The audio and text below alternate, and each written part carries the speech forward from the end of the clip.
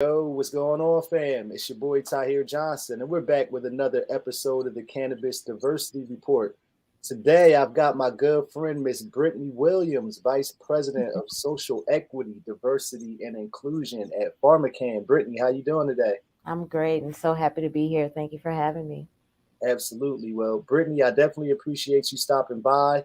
It's great to have you representing PharmaCann here today, and also to know that somebody like you exists at a company like this that's really focused on social equity, diversity, equity, and inclusion.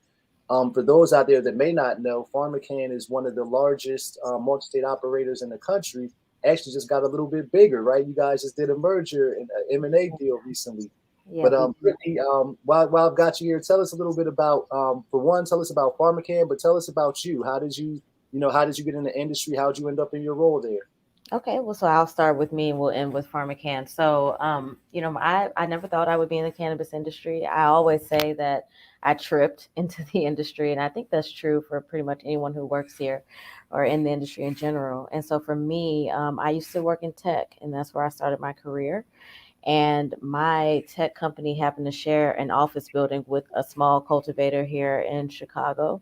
And so I got to know those guys. And while I was in my tech field, I also was kind of on my way out. Like I wanted a career change. I used to work for a graphic design website. And so that kind of work was very fun for me, but it wasn't fulfilling.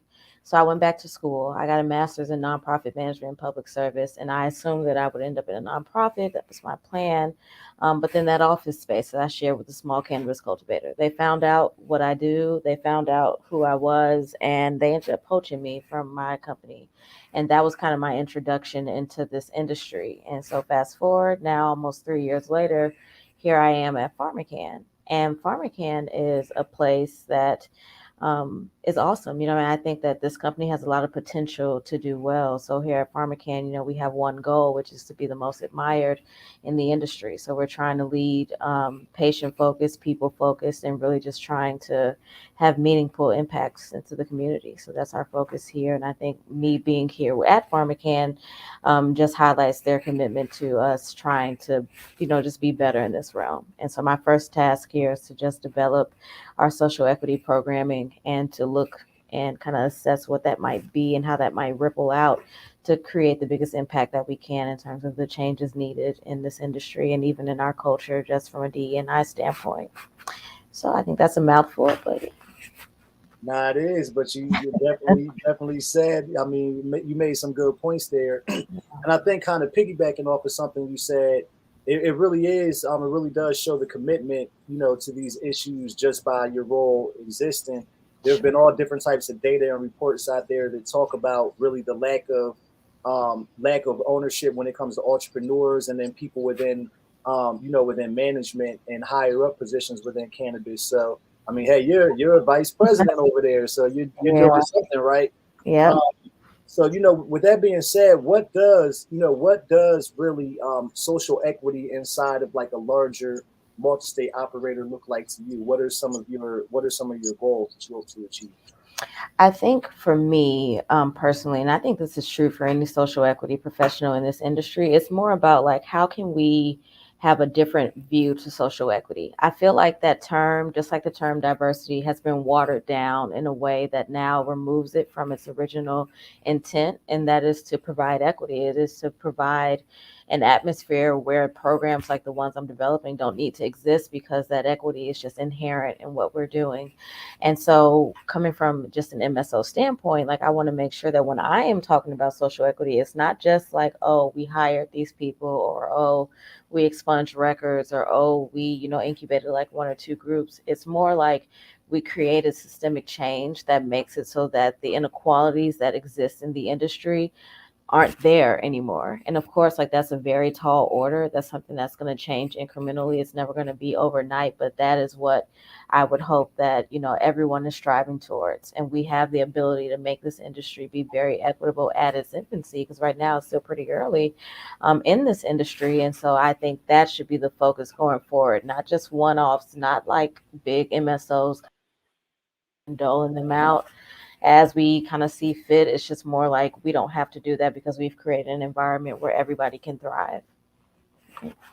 Right. And that's a good point, because at this point, right, those terms like social equity, diversity, and inclusion, they get thrown all around. Yeah, And I agree with you that you shouldn't be looking to like a flash in the pan, right? Like kind of create a moment. We should be looking to build sustainable change that can right. really make a difference to the infrastructure of the industry. And I think I mean, really just what you said really makes me even think about the difference between diversity, equity, and inclusion and social equity, because the two are 100. so intertwined. And often those of us that serve in these types of roles are trying to be both, but they really are two different things, right? So could Yes. you talk about and really explain the difference between social equity and diversity, equity, and inclusion, and why it's important for people to focus on like achieving goals and initiatives in both areas? So I think where I'm concerned, like they're on the one hand, like you just mentioned, they are very different. And then on the other hand, they're intrinsically linked. And so on the differences, it's like social equity, I see that as external work. That is my company saying, we're going to do this for communities. We're going to do that for impacted individuals. We're going to do this. We're going to do that. And then DE&I is obviously internal. It's saying like we're going to fix our house. We're going to make sure that we're equitable, that we have opportunity equally spread here, that we're going to be doing all the things that are going to make people comfortable at work.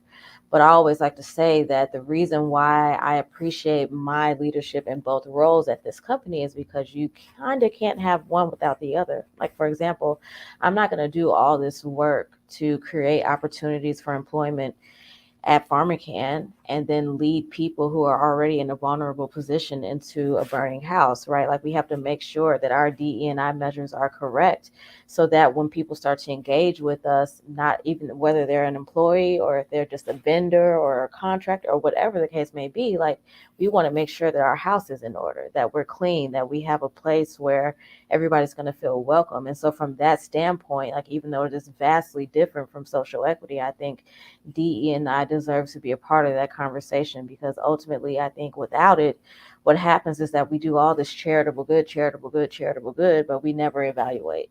We're never intentional. We're never thinking about the ways that we perpetuate harm. And DE&I forces us to do that while also doing all this external work so that when we start to bring people in contact with this organization, no matter what way they're in contact with us, we can know that our bases are covered because we did our work to clean our house as well, right? So I always like to make people kind of aware of where my philosophy is on that because if we can separate them out, and I think that we should because they each have different focuses, but ultimately they belong in the same pot.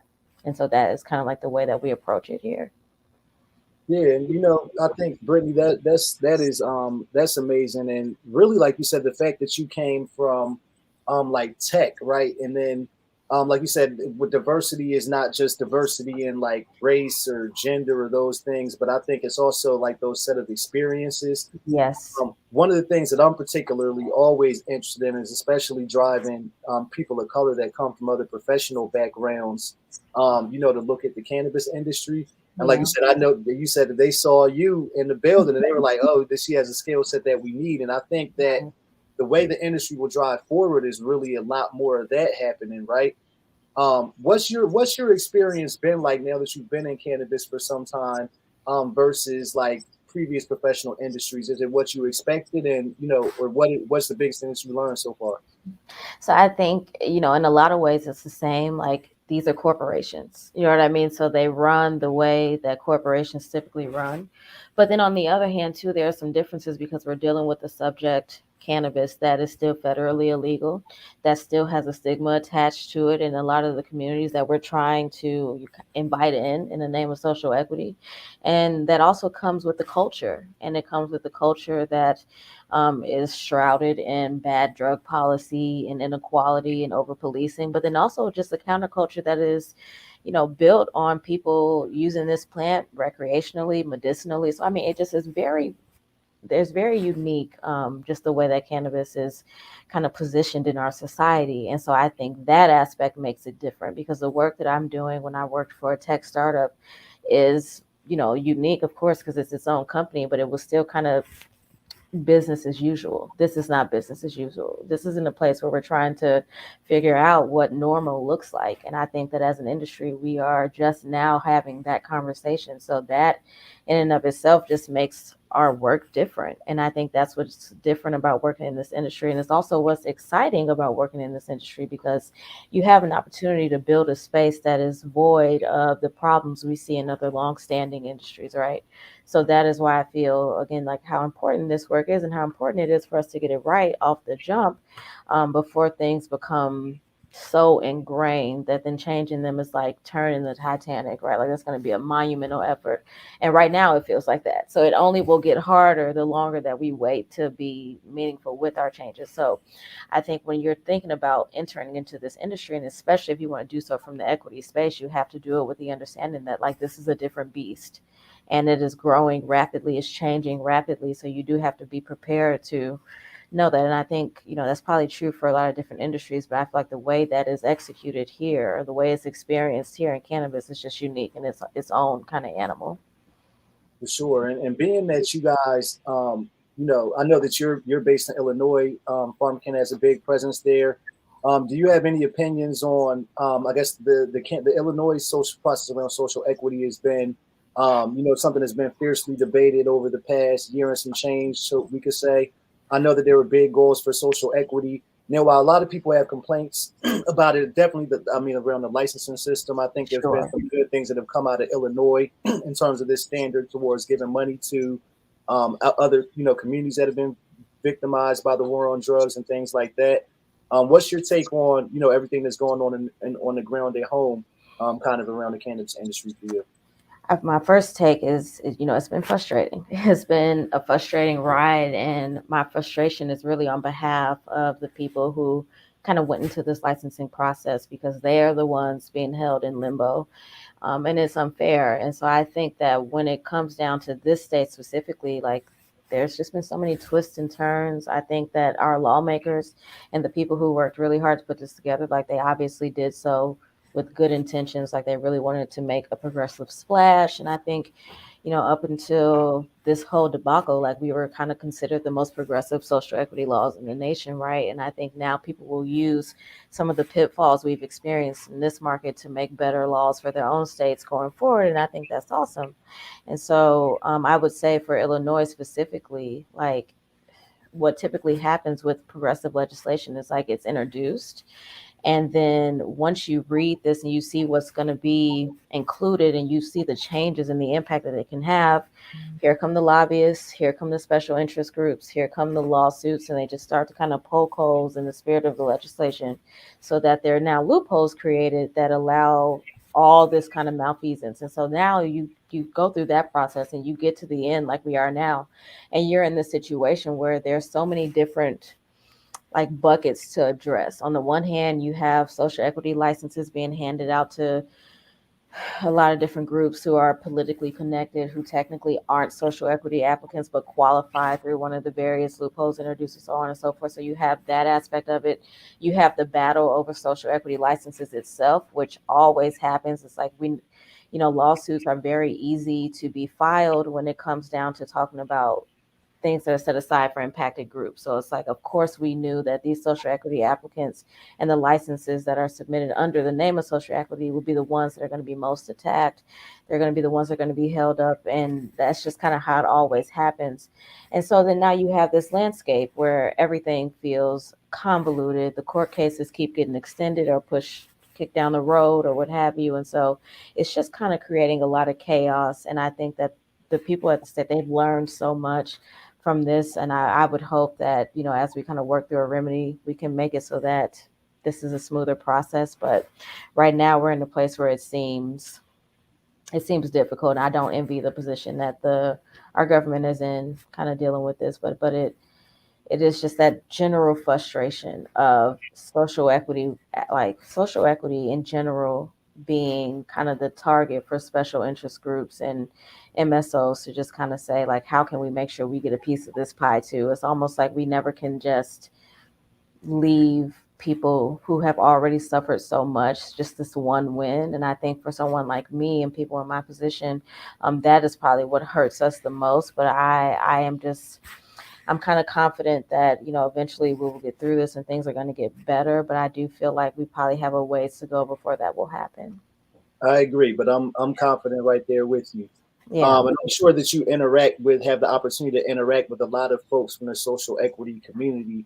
What do you kind of see as some of the common barriers that people are facing that make it difficult for them to be successful in the industry? Money, capital. That's number one. Honestly, huh? Uh, It like, really is. It really is. No yeah, better, no good way to say it. yeah, it's capital. And it's also just a lack of access in general. So, if I'm an attorney who has worked in opening retail, positions for all my career, and I have access to capital, I know where to go to get funding. Like, there's just going to be a lot of things that are removed from me. If I'm someone who was formerly incarcerated or who has these like business goals, but they don't have access to funding, they don't have all of the subject matter experts, like they can't just call their friend who's a high powered attorney and say like, help me get through this, right? So there's just this like, there's this gap between, like, it's a resource gap, right? And so I think capital goes into that, but it's also just so much more. It's like being able to have your own agency to do things your way. Like, typically what ends up happening is that you have all these incubators, and those are great, and I think that they're immensely helpful, but I think the process that we have for social equity licenses in general is just difficult, because what it does is it forces people to kind of enter this like Hunger Games style battle royale for one of these like very few licenses. So it's like manufacturer scarcity, and it is forcing the very group of people who have been impacted to somehow compete with one another, instead of just being like a blanket spread for equity altogether. And I'm not saying that I have all the answers as to like what that would look like, but I think our whole philosophy on how we approach equity is just kind of flawed from the beginning, and that shows in some of the barriers that people have, like access to capital, like lack of knowledge for being able to actually get something off the ground. We put these like incredibly truncated timelines on people, like, oh, you want a license, got to be operational in a year. You know what I mean? It's like all these things that we do, or it's like, you want to apply for a license, you got to have a real estate, you got to have like, a location together, and you have to be able to hold that location while we pen lawsuits for a year and a half, right? It's all kinds of things like that just kind of lead into there being a high level of inequality. So one of the things that we always talk about on this side is like, how can we go back to the drawing board and just rethink what it means to provide like ownership or business opportunities for these apps? Because what we have now it's not working, because it's if we only can help a handful of people each time. You know what I'm saying? Like, I just feel like there's a way that we could be doing more than that, and that process change would kind of halt some of those barriers altogether. So, like, for example, imagine if a state said, we have these licenses available, we put together this 2-year training for people to learn what is required to operate these businesses, like how we can get people ready to be owners, like what this looks like, access to investors, all this stuff.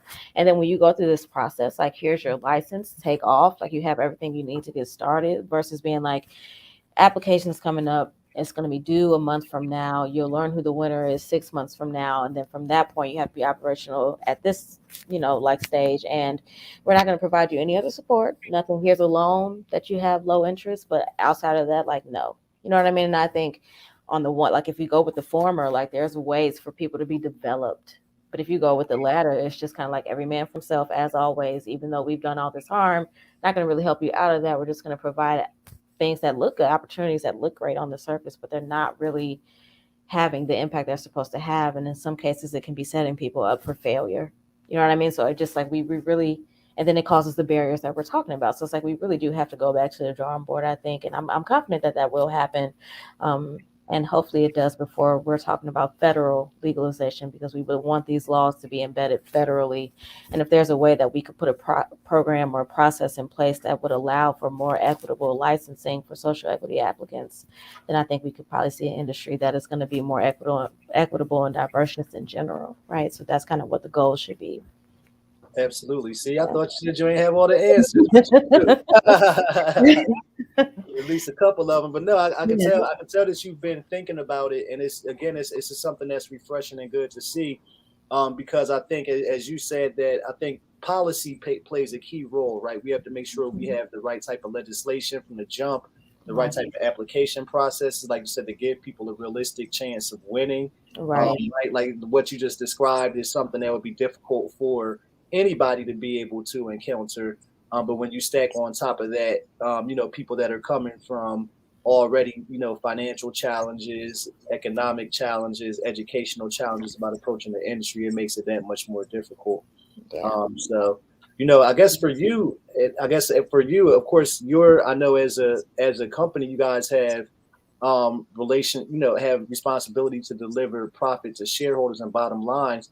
But I know that you're developing programs that are also focused on corporate social responsibility and trying to make a difference in that, because of course it's good business sense. Everybody, well, I won't say everybody knows, but many people that focus on like diversity and giving back can help to drive those things. So, what are some of the programs? And I know that you're just getting started, but are you able to talk about some of the programs you're planning on launching, or is it still kind of confidential?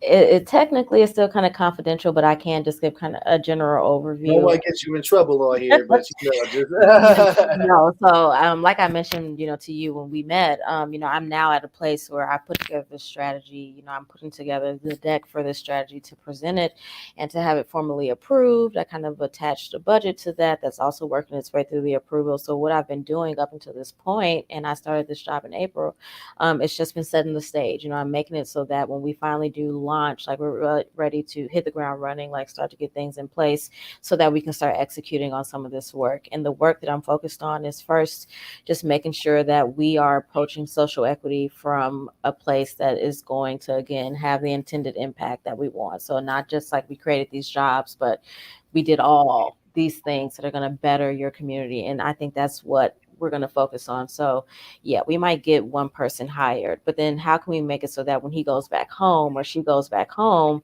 that they are also having that aid that we're trying to create there as well. So it's one thing to just say like we're going to create all these various like pipelines to employment, but then we can also say like, how do we better the community? How do we help you kind of deal with some of those boarded up shops? How did we help you deal with some of the inequalities that you face? How did we help you deal with just the way that your community was left barren due to all this bad policy around cannabis specifically, right? So it's just like thinking about it from that way. And the programs and the strategies that I have developed are meant to have those kind of dual wheels. Like it's doing two things at once at least, and it's creating the kind of change that we want to be as meaningful and impactful as possible, right? So that is what we want to focus on here. It's just more what holistic ways can we approach social equity, and how can we make it so that when you finally do get into a position where you're an owner now, or you work at PharmaCann or any other cannabis company, or you have been able to get your Black-owned law firm now playing in the cannabis field and being in people's supply chains and on their vendors list, like, is there another way that we can also support where you come from, what you like are doing in your specific areas? Like, how can we elevate this work that's already been done? How can we make it so that the organizations who are, toiling and toiling, trying to better their communities also get the support that they need, right? So it's really just kind of zooming out and trying to figure out what's the way that we can ripple this impact as far out as it'll go. And that is what our program is focused on, and that's going to launch at the top of January. So my last 2 months in this year are just about really getting that to a place where we can announce it publicly and that we can start to work on getting these things executed, and then we can have fun with how we grow them out from here. And so that's what I'm really looking forward to. So I always say the strategy is the worst part. I've done the worst part. Now we can really start to have fun with how we execute this and really make some impact. Yeah, I know all about that. The Yeah. strategy, so much works with people. I mean, folks out there listening, y'all don't know how much work like it goes on behind the scenes to get to like what you're doing. So, Brittany, again, I just applaud and appreciate your leadership over there. Yeah. Just a couple questions, two more, because I know you got to get ready to go. I know you got work to do today. But what I really wanted to ask you, really, I think really starting to see like people like in your role, like really focused on social equity and diversity and inclusion within like our industry. It really is like a newer thing. We've had a couple people that have been around for like a year or two, but we really are charting a new course and path together on how to make this industry more equitable and inclusive. Sure. What advice would you give to somebody like that will be in your role in the future, or somebody who might be there that's inside an organization trying to make real change? I know it can be a heavy burden, but it's something that not necessarily everybody can understand unless you're actually doing it. what keeps you motivated, and what type of advice do you have for somebody, for somebody that's in a similar position or hopes to be there? I think for advice, I always say first, you got to find your tribe. I mean, this is it's difficult work because it's personal. And most of the people who find themselves in positions like mine come from an impacted group. So this is personal work. And so you have to find your tribe of people who are going to support you, who you can vent to, who will talk you off the ledge when you need it, who will encourage you when you feel discouraged. Like you have to have that external support and validation, because otherwise, like, this burden becomes very heavy and it can be hard for one person to carry. So, my tribe is varied. I obviously have my family, I have my friends, I have people who work in equity in other places. I have my coworkers who care about this and who use their positions to elevate my work, and they just try to better their own little corners, right? So it's like you have to have that tribe of people who are going to support you. And then in terms of it being personal, even though this is personal work for me, I have to learn how to not take it personal. And that's the advice that I would give to anybody looking to kind of do this work, especially in a corporate space, because you're going to meet people who disagree. You're going to meet people who don't understand. You're going to meet people who don't see the big deal. And it can be very difficult for you as a person from an impacted group to hear that kind of stuff and not bristle. And so it is a skill you have to flex, which is learning how to meet people where they are, how to extend people grace, and how to kind of assume positive intent no matter the circumstance, because you'll sleep better at night. And when you do meet people who, are just, they're bad players, they're bad actors, like, that'll be something that you can deal with. But most people just don't know what they don't know.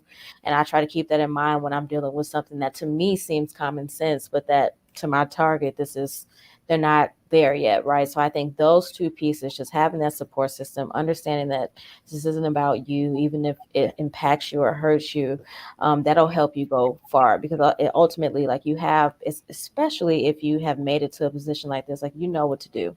You know the change, that needs to happen. You know the ways that you can get to the change. So it's not about your ability at all. It's just about how you handle the politics of implementing and trying to educate people on what you're trying to do and how this will create the change. So it's just that. And I think that is what keeps me motivated, is knowing that no matter how difficult my job is, my efforts will go to helping someone feel more comfortable in their skin, or to getting the opportunities that they were denied, or to being in a position where they can grow their business, or just whatever the case may be, right? It makes all the toil and the struggle worth it when I know that this effort is going towards bettering lives. And for every life bettered, that's a community bettered, just a closer step to getting a community holistically bettered, right? So it's like, that keeps me going. I think that's my motivation. And also too, just like, again, having that from that tribe, like, they believe in me, so I believe in me, right? And I believe in me, so they believe in me. So it's kind of like that converse relationship, but just knowing that I'm supported in my work by people who really care about this work and about me as a person. And so then that's a motivation for me to, honor their support with the kind of work that they want to see. And that is kind of how I base just my philosophy on everything, which is just, there are people behind me, right? So it's like I have to stand so that they can hold, you know what I mean? If I just fall, if I collapse, that's all the people I'm letting down. It's too great. So it just forces me to, like, really stay up on this, like, and knowing that once I get to a place I can open the door and get more people up behind me, again, just another thing that allows me to kind of move through this space with the level of intentionality and grace that's required to excel in this kind of work. And I don't think that we'll ever finish this work, but we will get to a place where I think it's going to be more ingrained. It's going to be part of like just frameworks. It's going to be something that's kind of a given. It's not going to be something that we have to fight for. And so that is just, that whole spiel is kind of what I am always thinking about when I ask myself, why are you doing this? It's my go-to. Dang, girl, you over there spitting that fire. I'm about to give you a standing ovation over here, man. Yeah. Thank you so much for sharing that, for real, because No again, I problem. think that that's what's that's what it really is all about, right? Like, again, we were talking before we came on. I really love to hear about the people that are in these roles leading the change. It's a very human thing. Like, I know it's a lot of pressure that you have on your back, I'm sure, a lot of times, but like you said, keeping that tribe, that family, keeping your like what you're doing is for is so important to have. So like I really appreciate it. It felt like you were talking to me. Sometimes I need to hear that. You're included in that, and I think I that's true needed, for I everybody. needed discernment, right? Needed Yeah. discernment right now today. Yeah, for sure. Well, Brittany, I appreciate you, and like you said, I know that you're really focused on like trying to increase diversity, equity, and inclusion in the industry. Yeah. For folks out there, I know the Leafly reports that there's over 300,000 folks in this industry. Is growing so fast, growing Yeah. every day. Those numbers will probably go up especially for people that are from communities of color that have been impacted, that want to look at opportunities for employment in the Sure. industry, whether it's at starting off as a bud tender or a trimmer or something more corporate. What type of advice do you have? How can people prepare or make themselves a good candidate, to be employed by PharmaCann or one of these other companies? What type of advice would you give there? First, just to be open. I think that there's still that when people think about work in the cannabis industry, they think Breaking Bad. They think Right. like we're gonna Nah, be it's not, doing. we're not all in those labs. And Yeah. everybody millionaires too. I think people, because it's talking generational wealth, I think people think Mm-hmm. everybody in cannabis is like rich, which isn't true Mm-mm. either. But my bad. I No. didn't mean to cut you off. I just No, had to you. throw that in It's there. so true. And so I think it's just that. It's just about like having this mindset of like these are jobs just like any other job. You just happen to be handling a plant that has an history, right? So it's like my advice would be to one, like don't think that you're unqualified. You're not unqualified. This industry is full of transferable skills. And at this point, nobody has a degree in cannabis, right? Like this is something that is just now becoming employment focused, like federal, rules, restrict all of it, right? This is new.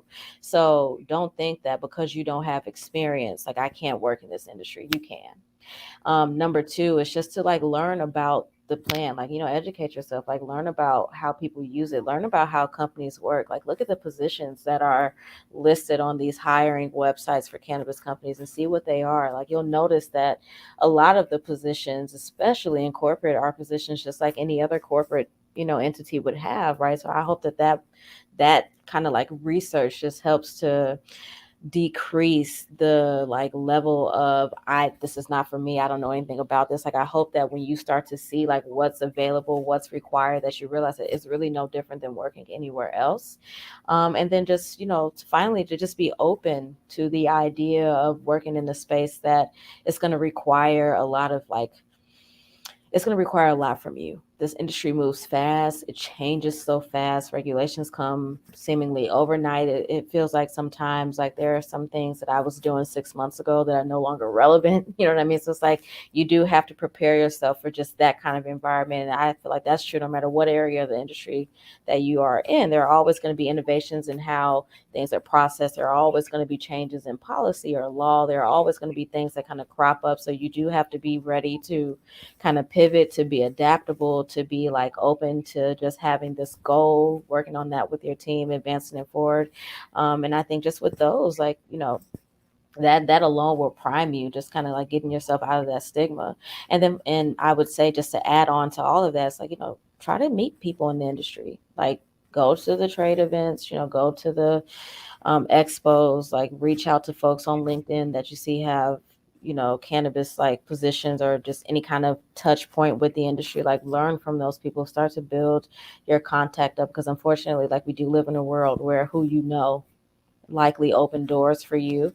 One of the things that I'm I'm trying to change, of course, but it is what it is, and it kind of is the reality that we live in. So like get to know folks, reach out, show up, like make yourself available, join the clubs, like do all that stuff, and you'll be surprised at how many doors would likely open for you if you just kind of got out there. So don't feel like this is something that you somehow can't do, because you have to like gain all these different skills first. So you have to, just be extraordinary. You have to be a user or like anything like that. Like, just kind of remove all those barriers from your mind, explore the industry, meet folks, and you'll likely end up fine. And then eventually, you'll have social equity programs that create more formal processes for people to get in the industry, or to create more avenues for people to just learn more about it. And then eventually those programs will be necessary, because we will have built an industry that doesn't require special work to work for everyone. Right. So, Yes, and you yeah. are out here doing the work to get it done, Brittany. I Yeah. appreciate you. thank you again so much for coming through. Like, I think just hearing everything you shared, it definitely hit home for me. And again, just thank you for all the work that you're doing. Let folks know where can they find you, where can they find PharmaCann, what on social media, et cetera, et cetera. So PharmaCann is under two names. PharmaCann is our parent company, and that's PharmaCann.com. Socials is at PharmaCann. Then we also have VeriLife, and VeriLife is the name of our dispensaries. You can see that kind of running along the bottom. So that's going to be VeriLife.com. Same for the socials. And then for me personally, I always say that I'm available for questions and things like that. So definitely find me on LinkedIn.